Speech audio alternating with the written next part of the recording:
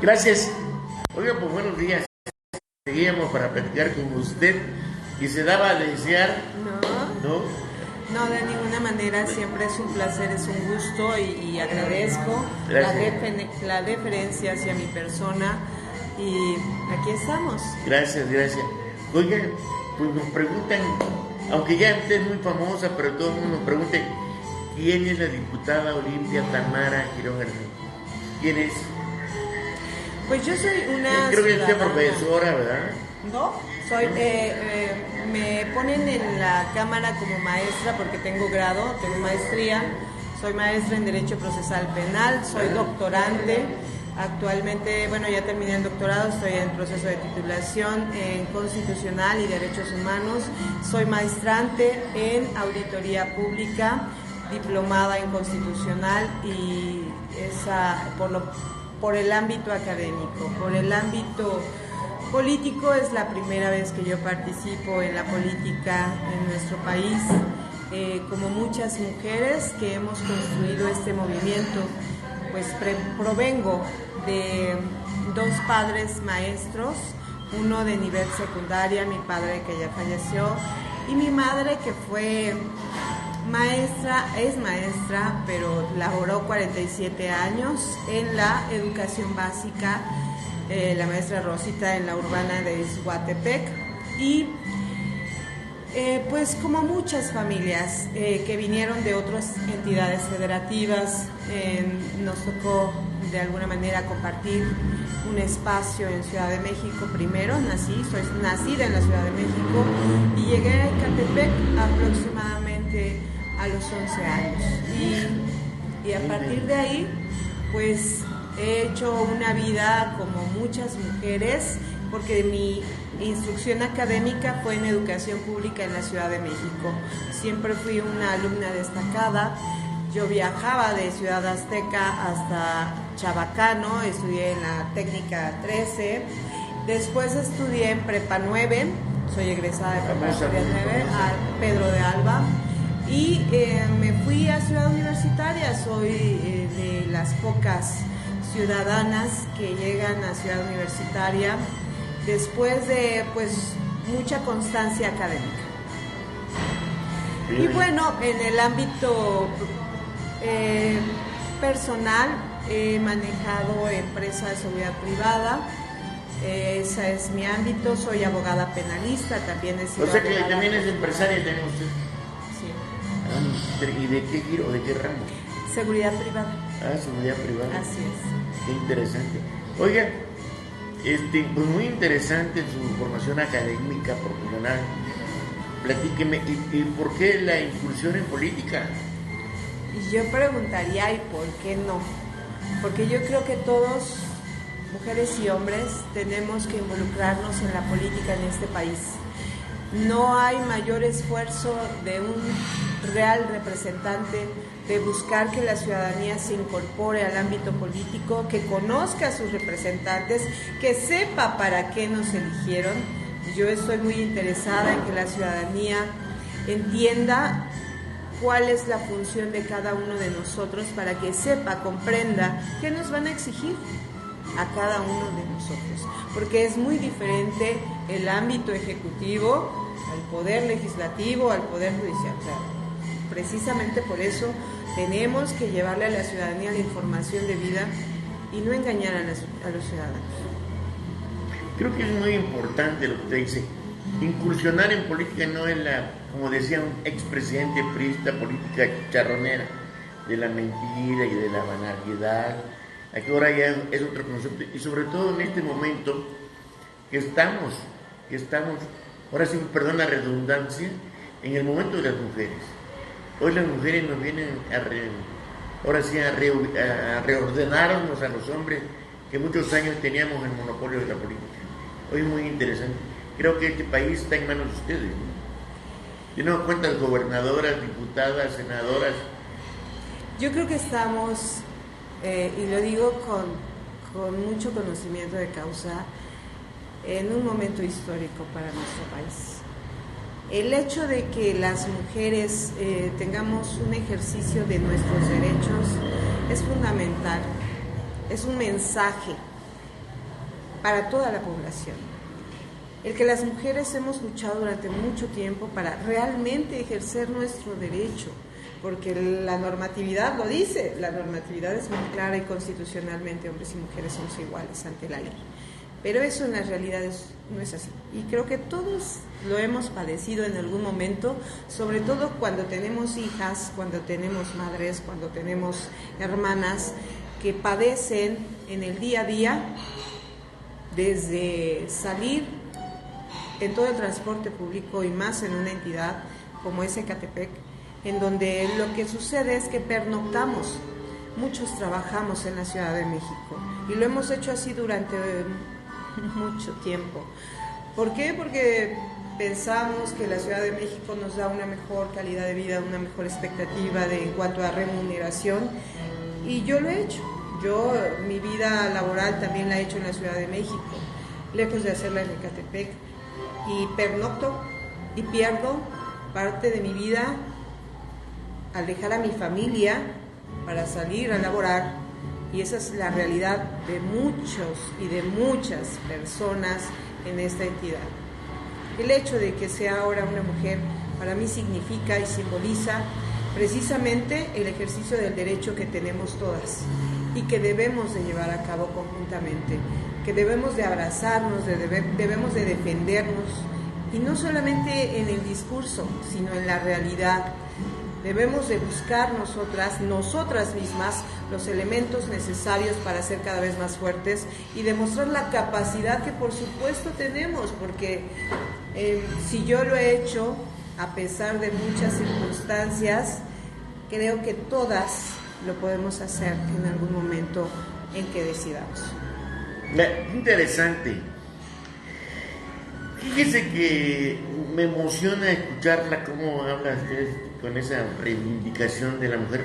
Suena medio raro decir reivindicación, pero en la historia de este país, si nos remontamos, usted que es abogada y conoce el derecho, la Constitución del 17 que tanto celebramos no menciona a la mujer, la tiene borrada, no existe. No es posible que en este país hasta el 54 tuvo el derecho al voto. No es posible que en la historia del prócer Benito Juárez, con sus leyes de reforma, cuando le quita el control de la natalidad a la iglesia y crea en Veracruz el registro civil, se apoya del filósofo Melchor Ocampo y crea la epístola de Melchor Ocampo, donde le dice a la mujer: tú eres débil, el proveedor es el hombre, respétalo, dale pleitesía, ¿no? O sea, la historia está muy, o en las etnias, como en Oaxaca, en donde la virginidad tiene un valor especial. Una pena. Oiga, qué interesante la plática con usted, ¿eh? ¿Por qué? Porque es una lucha hoy de reivindicación de la mujer, ¿no? Yo creo que las mujeres que en algún momento hemos alcanzado lo que hemos querido, porque trabajamos mucho, porque somos mujeres decididas, porque somos mujeres que hemos tenido la fortuna de tener a nuestro lado una familia, compañeros que nos conocen, nos respetan, nos apoyan, nos ayudan, o también no lo hacen, pero desencadenan en nosotras la fortaleza que todas llevamos dentro. Y entonces decidimos tomar nuestro propio camino, decidimos hacer una vida plena, una vida que sin duda puede tener algunos temas difíciles, pero los brincamos siempre. Y cuando uno tiene desde su casa los valores necesarios para salir avante, uno consigue afrontarlo con mucha dignidad y con mucho respeto hacia sí misma. Esa es la parte más importante, los valores que nos proporcionan. Más allá de una reivindicación, creo que tenemos que hacer un esfuerzo conjunto y sensibilizarles a ustedes como nuestros compañeros de vida de que no es un tema única y exclusivamente de las mujeres, es un tema de que nos demos cuenta lo difícil que ha sido para las mujeres y sigue siendo para las mujeres en temas, por ejemplo, como los que comentaba, ¿no? Oaxaca. Qué triste que todavía por temas de costumbres se venda la dignidad de una persona. Y eso no puede seguir pasando. O que tengamos que estar discutiendo el tema del aborto, por ejemplo, que es un tema delicado, por supuesto. Nadie espera que alguien aborte. Eso es una falacia. Pero el aborto ha existido durante toda la vida. No entender que es una realidad y que una mujer que por alguna situación se ve en esa circunstancia de decidir abortar, debe de tener el elemento de salud que se requiere para conservar su vida. La otra parte, cada quien la debe de asumir, repito, con los valores, con el cuidado, con toda la información que hoy en día existe para que una mujer no llegue a tomar una decisión tan difícil en su vida. Oiga, para las personas que nos están conectando, es importante precisar que es una charla muy ilustrativa, muy agradable con usted. Es la diputada Olimpia Tamara Girón Hernández. Gracias, diputada por el Distrito 13 de Ecatepec. Así es. De Ecatepec. Realmente, y la veo que no se ha emocionado el sustento que usted tiene espiritual de lo que dice al margen del derecho, ¿no? Claro. De lo que habla de la mujer. Oiga, pero le voy a hacer una pregunta indiscreta. ¿Sí? ¿Va? ¿Aguanta? Claro. Oiga, dígame. ¿Y no le sugeriría la nominación para buscar la presidencia municipal de Ecatepec? A ver, dígame la verdad. Yo creo que... Digo usted. A ver, yo vengo de un esfuerzo ciudadano y vengo de un reconocimiento de un grupo político, por supuesto. Pero esa decisión yo creo que vendrá en su momento cuando la ciudadanía lo ponga. Porque aquí la ciudadanía es más inteligente y tiene que ponerse a pensar qué busca en un representante. ¿Qué es lo que necesita de su representante? Pues gente como usted. Pues yo creo que se necesitan muchos elementos. Se necesita un buen perfil, sin duda alguna. La administración pública es lo más a ver, ¿qué que perfil existe. tiene usted? Doctora en Derecho. Toda la formación, tanto académica, ¿no? En la administración, en la empresa y otro más importante en la vida, ¿no? Con unos padres maestros, imagínense, y más importante. Yo no le estoy destapando y lo digo con mucho respeto, pero yo le veo muchas cualidades para más, ¿eh? Gracias. Imagínense. Muchas gracias. Ya deberíamos ir de candidata, ¿verdad? Muchas gracias. Oye, ¿y qué le ofrecería a los ecatepenses si usted fuera vamos hipotéticamente, que usted fuera la candidata? En la administración pública, el Poder Ejecutivo, eso es lo que hace. Establecer políticas públicas para atender las problemáticas que tenemos. Ecatepec es todo un reto. Ecatepec no es algo sencillo y se requiere de la ayuda, del apoyo de toda la ciudadanía, de hombres y mujeres, de entender que el cambio no se da porque alguien venga y prometa situaciones. El cambio se da de fondo, se da con todas y todos, con el esfuerzo de todas y todos. Si todos pensáramos que no quiero, obviamente, llamar al desasolve y entendiéramos que debemos de tirar la basura debidamente, separarla. Escuchaba yo hace poco a una basuróloga que decía que el 70% de la basura que tiramos es orgánica. No tenemos agua. Ayer que platicaba en Polígonos 1 y Polígonos 2 les decía, podemos educarnos para hacer composta, porque no se trata de ir y tirar lo orgánico en el parque al aire libre. No, la forma de hacer composta lleva un proceso que se tiene que realizar de la manera debida para esos árboles que requieren un alimento, nutrientes. ¿Y cómo proporcionarlo? Pues esto haría que no necesitaran nuestros arbolitos el que los estemos regando, porque además no tenemos agua suficiente. Ecatepec vivimos en el municipio más poblado del país y de Latinoamérica. Esto implica que tenemos que ser muy conscientes que el recurso hídrico que tenemos no es del todo suficiente. Tenemos que aprender a cuidarlo, tenemos que aprender pues, a realizar diferentes políticas públicas en otros ámbitos, tecnológicamente. Y hoy en día hay tantos proyectos en agua que, bueno, sí sería el caso, que no lo creo, tendría que implementarse. Hay que analizar. Una persona que quiera... Voy a arrebatar, porque quiero, mire, okay. Obviamente para quienes nos están viendo, es una charla con la diputada Olimpia Tamara Quirón Hernández, del Distrito 13 de Ecatepec. La verdad la veo con esa pasión con que habla de su representación popular. En Ecatepec tenemos varias prioridades. Problemas del agua. ¿Cómo atacaría usted el problema del agua? Pues repito, hay hoy en día distintas organizaciones, empresarios, hay instituciones a nivel internacional preocupadas por el tema hídrico.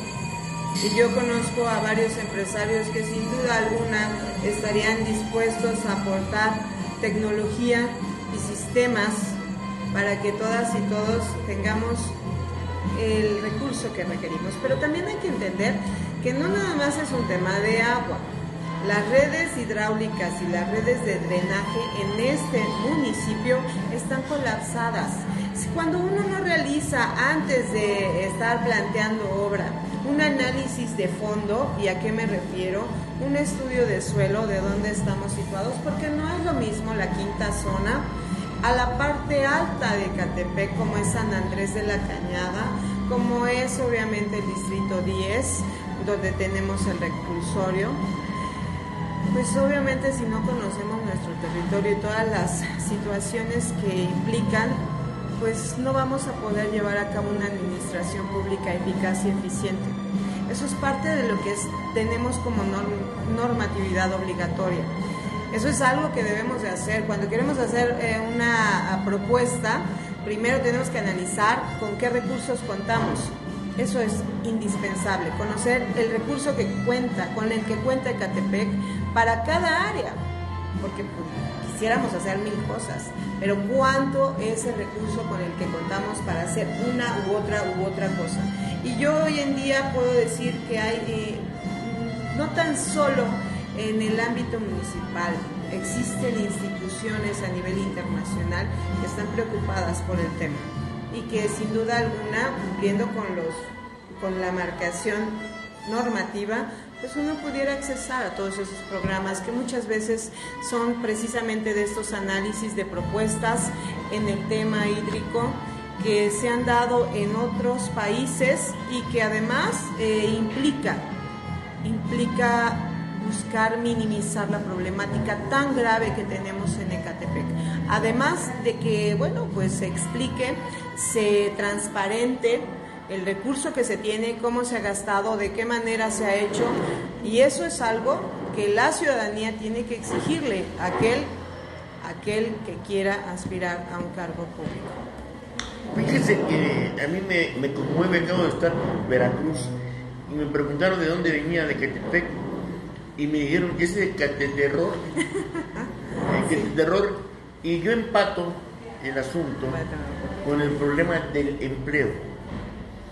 Ecatepec en algún momento en época de Gustavo Vaz tuvo una zona industrial muy importante, grandes empresas, pero todas se fueron.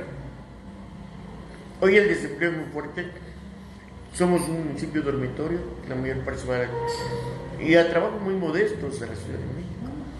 Y los pocos profesionistas que se generan, pues se van allá. No hay la preocupación de crear empleos. Si usted revisa históricamente, no ha habido, al contrario, ha ido para abajo. Las grandes empresas se han ido. Esto que nos ha provocado también la inseguridad, que es gravísima. La inseguridad mal. ¿Qué haría usted para ver ese asunto? ¿Rescatar la zona industrial? Hace poco me reuní con el fiscal de Ecatepec y él me comentaba que tiene toda la disposición, toda la disponibilidad para explicarle a la ciudadanía cuál es el mecanismo de la Procuración de Justicia. Y sin duda alguna, en mi relación con el derecho, con la impartición de justicia, algo que no debemos de perder de vista y debe de incentivarse es la denuncia. No hay forma de ir buscando otros canales o el avance en diversos temas, si no denunciamos la comisión de ilícitos. Cuando nosotros, en lugar de hacerlo de esa manera, lo que le pedimos a un policía es que nos auxilie, ¿no?, cuando cometemos una infracción, en lugar de cumplir con la normatividad, de decir, sí, oficial, levánteme la infracción, voy a pagarla, y yo estoy muy segura que es un sistema de aprendizaje. Cuando uno paga su multa, aprende que no debe de hacerlo. Eso es algo que siempre he explicado con la población. Cuando uno se vuelve copartícipe de la corrupción, no puede uno exigir que no exista corrupción. Y es un sistema que que se ha infiltrado en la cultura de nosotros. Así como lo dice usted, a mí en la cámara me lo dicen. Ecatepunk, tú eres de Ecatepunk. Y les digo, no, soy de Ecatepec. Y bueno, es que te voy a arrebatarle por el famoso monstruo de Ecatepec de Jardines de Morelos, ¿no? Sí, claro. Bueno, puede haber muchos temas. Vuelvo a lo mismo. Entendamos que el nivel de población que tenemos un mosaico cultural de todo el país y del extranjero. El índice delincuencial también se mide estadísticamente. Entonces, si tenemos un nivel de población mayor, es natural que el índice delincuencial que tenemos en Ecatepec es mayor que en otras entidades. Representamos aproximadamente la población que tienen entidades. Tlaxcala tiene 2 millones, por ejemplo. No, ese es Morelos, Cuernavaca. Morelos tiene 2 millones. Tlaxcala tiene menos. Nosotros tenemos casi 3 millones de habitantes. ¿Qué sucede? Pues que obviamente nuestros conflictos son mayores, que aunque podamos establecer políticas públicas, estas de momento son insuficientes. Tendría que darse un proyecto no de 3 años, tendría que darse un proyecto más allá. Y por supuesto, que ir haciendo acciones eficientes. Repito, tenemos poco recurso, porque la mayoría del presupuesto que tenemos a nivel nacional se va a los programas federales. Y yo creo que eso hay que entenderlo y analizar el por qué. Ayer en una charla en el TEC de Monterrey con algunas diputadas hablaban precisamente del tema de salud y les decía, bueno, sí, el tema de salud es algo grave, es algo que se está depurando. Nos dejaron las instituciones en unas condiciones totalmente inadecuadas, infiltradas de corrupción en todos los niveles, Y eso no es algo ajeno, el llegar siquiera a un IMSS, el trato que recibía la población que tiene IMSS, porque yo no he tenido IMSS, pero he dado IMSS a mis trabajadores. Y tenía yo que ir a hablar yo como patrona para que les tendieran la mano. Un servidor público tiene que entender que está al servicio que tiene que poner por encima de él los intereses de la persona a quien va a atender. Para eso nos rentamos como servidores públicos. Pero en todo esto, establecer políticas públicas es algo complejo, requiere del conocimiento precisamente de las entidades. Si uno no camina en territorio, pues uno desconoce qué pasa, ¿no? Si uno no se adentra a escuchar a la población, qué requiere, por qué temas, y a explicarle precisamente que, por ejemplo, cuando nos acercamos como diputados federales, señoras y señores, nosotros no vamos a resolver su problemática del día a día. No lo podemos hacer porque dentro de nuestras funciones no están el ejercer un presupuesto para ello. No es el presupuesto que nosotros recibimos es para representarles dignamente en la Cámara de Diputados Federales y ser el oído, el portavoz ante diversas instituciones, pero no solucionamos. No ejercemos ese recurso que se asigna y se designa para Ecatepec. Eso lo hace la Administración Pública Municipal en su momento y tiene que hacerlo de manera eficiente. de manera transparente, de manera eficaz. Debe de tener un perfil adecuado para representar dignamente, buscar los programas adecuados para la entidad, porque repito, tenemos temas de seguridad, hay que conocer la seguridad a nivel nacional y es todo un tema. Los policías creo que muchas veces son los más golpeados, han sido enseñados a trabajar de ciertas formas, pero yo sí creo, porque además mi ámbito, que fue la iniciativa privada de seguridad privada, que no somos policías, somos auxiliares, hay que explicarle al cliente esa parte.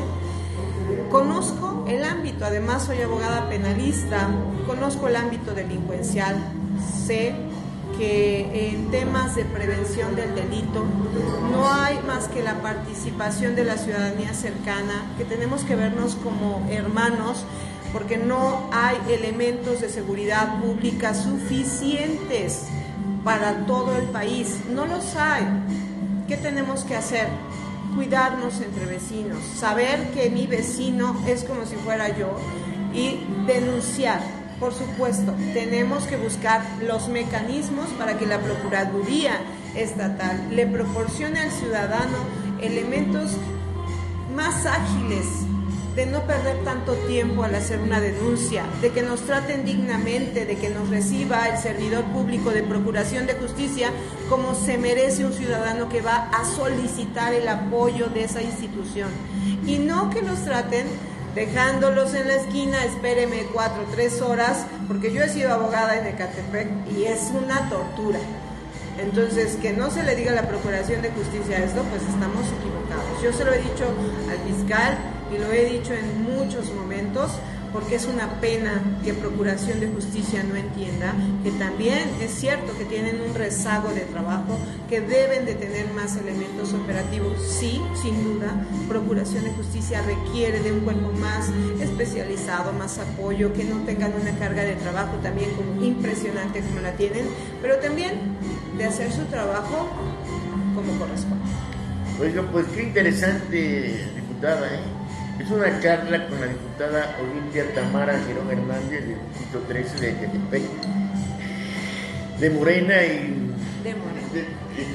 De Morena. Así es. Oiga, pues la verdad de las cosas me deja usted, pues me impactado, porque veo con qué facilidad se expresa. Yo no... Ahora sí, muy depurada su expresión, su exposición, no el rollo clásico, ¿no? De la grilla. No soy la clásica. No soy el modelo clásico. Oiga, pues diputada Olimpia Tamara Girón Hernández del Distrito 13 de Ecatepec, pues vamos a pensar en Dios, que ojalá la vean, ¿no? La vean, pues digo, es una expresión fresca, bien, con conocimiento, ¿verdad? No lo estoy lanzando, ni la estoy quemando, pero bueno, digo, si es una interesante opción la diputada.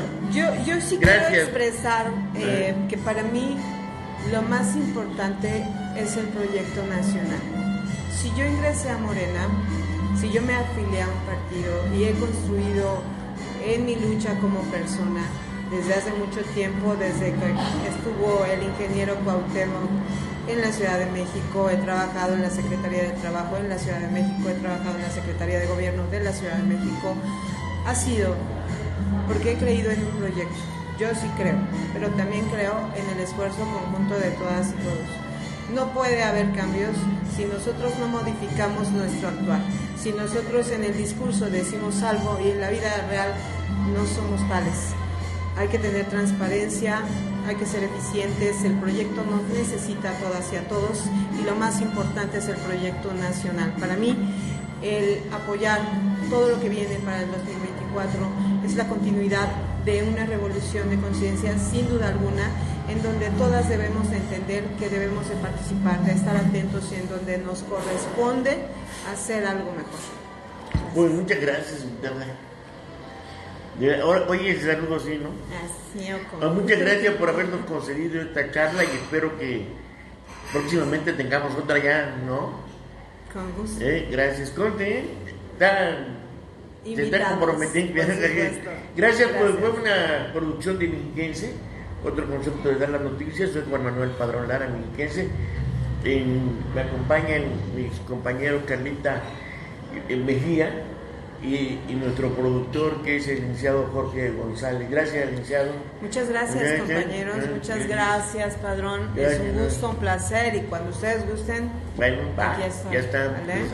Gracias, buenos días, buenas tardes ya. Buenas tardes.